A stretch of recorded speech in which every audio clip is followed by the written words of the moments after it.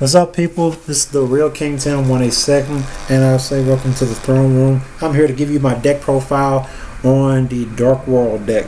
I've seen several versions of the deck, and I've found that this one, on top of having on top of being very consistent, it also has just the ability to win. And I just like the Dark World deck in general.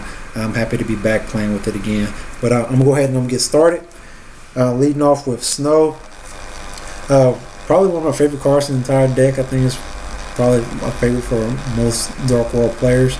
Very much search for any Dark World you want if it gets discarded. Yeah, just a great card to have. Next up, Brawl. Draw power. Draw power. Draw power. I don't even know how many other ways to say it. This guy draws a lot. Alright. Silva. I run in trips. He's the only other big monster that I run alongside of Grapha. Grapha is great by himself. I like to run Silva too. Gives you an extra beat stick out there, as well as gives you another way of bringing out a rank 5. It gives you access to rank 5 exceeds. So I kind of like it in here. It works pretty well. One beige. I've done it with more than one, and I have to agree with some of my other my fellow Dark World players. Beige at more than one is not worth as much. I like Silva better than I like beige. He's bigger.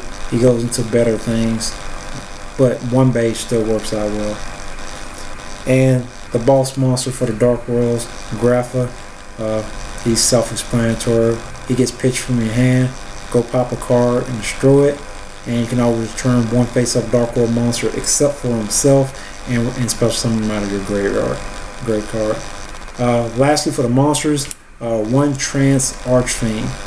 I have done several versions of this deck, and I'm going to lean more toward Trance Archfiend staying at 1. It's great to have more than one. You can return more of your Dark World monsters that you removed due to Gateway. But one Trance Archfiend just seems to have worked better for me, so I'm sticking with that. Great open hand, summoning Trance Archfiend, ditching Snow to go get your Gates of the Dark World, and as long as you got another Dark World monster in your hand, you can start the fun right from the beginning. But that rounds out the monsters, total of 14. Alright, moving on to spells. Dark World Dealings. Draw one card, ditch one card. Activate Dark World effect. Next up, the Gates of Dark World. Play this guy, remove one Fiend type monster from your graveyard, discard one Fiend type monster from your hand, draw one card. Next up, Drag Down into the Grave. Absolutely amazing card. I can see why it is like a $4 to $8 common. It is ridiculously stupid. Play that, you get a good Pigaboo into your opponent's hand and make them discard one, or you go ahead and just discard one. If you got more than one Drag Down in your hand, that's even better. Works out pretty good for you. Next up, Upstart Goblin. Draw an extra card for the turn. It's basically for speed and consistency. You don't really have to worry too much about the life point game for your opponent, because the way Dark World plays, your opponent's probably going to get beaten down pretty badly by it, but it works out great. You do a little extra damage. Next up is Allure. Draw 2 cards, remove one dark monster. The amount of draw power in this deck, your chances of having a monster in your hand usually ends up being pretty good. Next up, Card Destruction. Self-explanatory.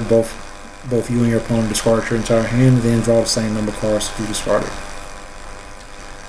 Onto the staples, 3 MSTs, because I like Back Row, Heavy Storm, Dark Hole, and Monster Reborn. That rounds out the spells. Moving on to the trap cards. Trap card lineup is really simple, really small for the most part, only 8 cards. Starting off with Reckless Greed.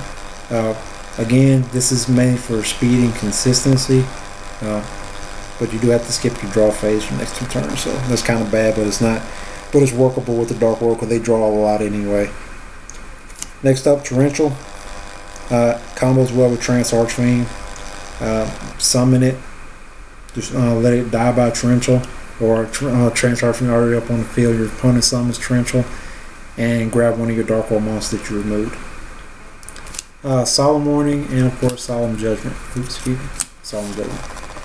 Alright, and that rounds out the main deck. Again, I don't have a side deck or an extra deck built because it changes all the time. But if you got any comments, any suggestions, or you want to subscribe, leave it down below. And of course, add me to receive some more outstanding deck profiles. And as always, when you enter the throne room, bow down to the king.